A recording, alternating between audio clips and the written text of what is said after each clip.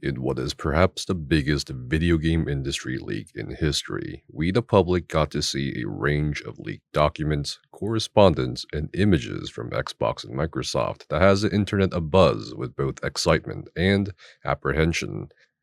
To give some context, Microsoft was embroiled in a legal dispute against Sony with the United States Federal Trade Commission, or FTC, overlooking the case, which ultimately ruled in favor of Microsoft.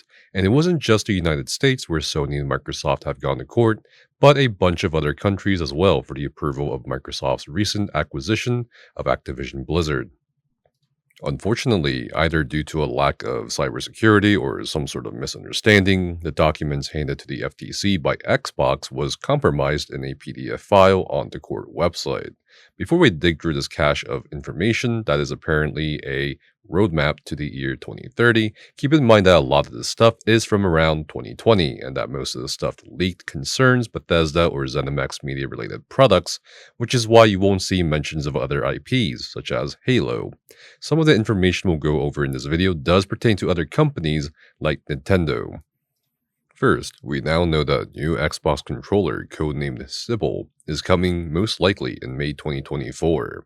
The main update to the Xbox controller is apparently a swappable, rechargeable battery. It will be made with recycled materials and less resin to reduce waste. It will have Bluetooth 5.2, a lift-to-wake feature, which means it will turn on once you lift it up, new modular thumbsticks with increased longevity, cloud and mobile app connectivity, and so on.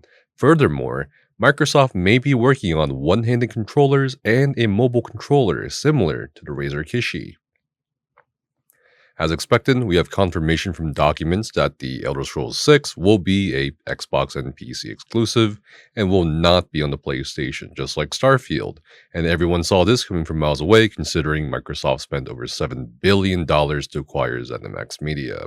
Nintendo apparently is actively working on a successor to the Nintendo Switch.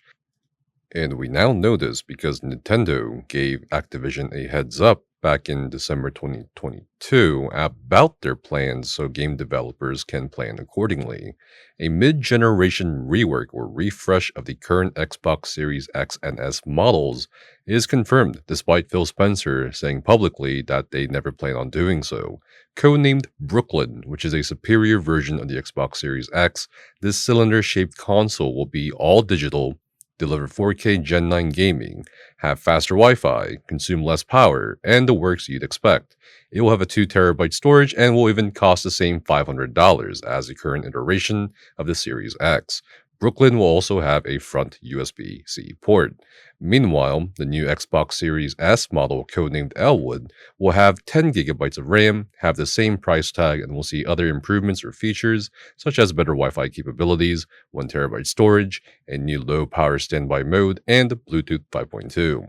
Perhaps unsurprisingly, Xbox will implement AI and machine learning for the upkeep of a bunch of features and systems they want to implement in their hardware, such as frame rate interpolation, player safety, and even matchmaking player ranking.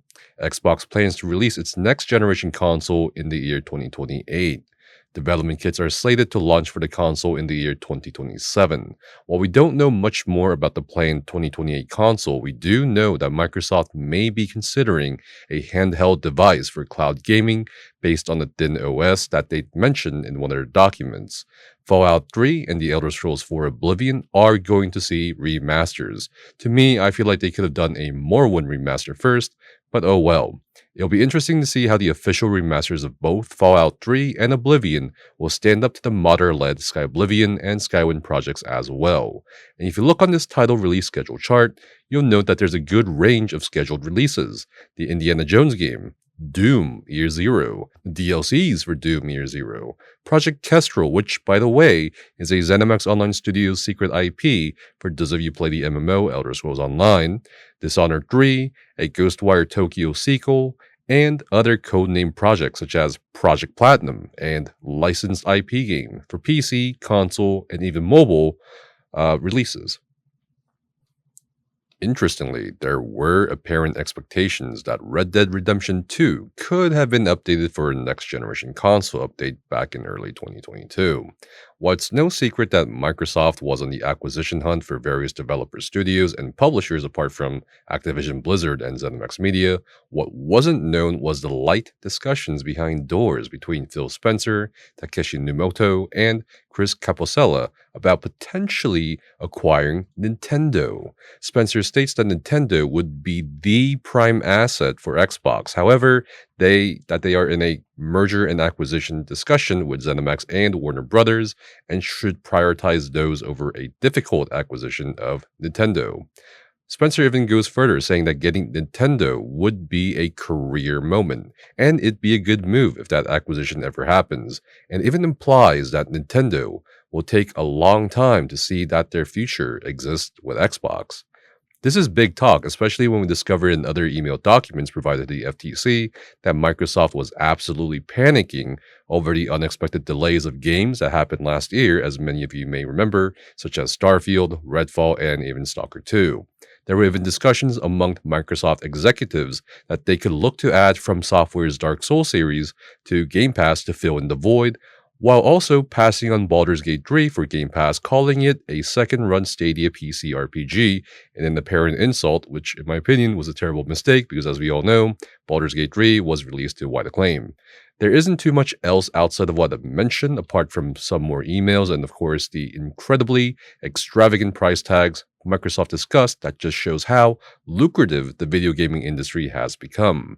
For example, Microsoft estimated that they'd pay $5 million for Baldur's Gate 3 for Game Pass, $35 million for LEGO Star Wars: The Skywalker Saga, $50 million for Dying Light 2, $100 million for Assassin's Creed Mirage, $250 million for Suicide Squad, and a $300 million deal for Star Wars Jedi Survivor. In response to the leaks, Phil Spencer issued an internal memo to staff saying, "Team, today, several documents submitted in the court proceedings related to our proposed acquisition of Activision Blizzard were unintentionally disclosed. I know this is disappointing, even if many of the documents are well over a year old and our plans have evolved.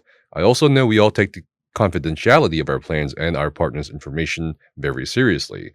This leak obviously is not us living up to that expectation. We'll learn from what happened and be better going forward. We all put incredible amounts of passion and energy into our work, and this is never how we want that hard work to be shared with the community.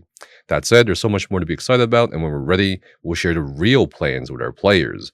In closing, I appreciate all of the work that you pour into Team Xbox to surprise and delight our players. In the days and weeks ahead, let's stay focused on what we can control, continuing the amazing success of Starfield, the upcoming launch of the incredible and accessible Forza Motorsport, and continuing to build games, services, and devices that millions of players can enjoy." Ironically, this is an internal memo that got leaked about a leak. And interestingly enough, the FTC shot back at Xbox saying it wasn't them that leaked the documents and that it was Xbox. But we'll probably never know exactly what happened. If we do, that'll be quite a story to look at.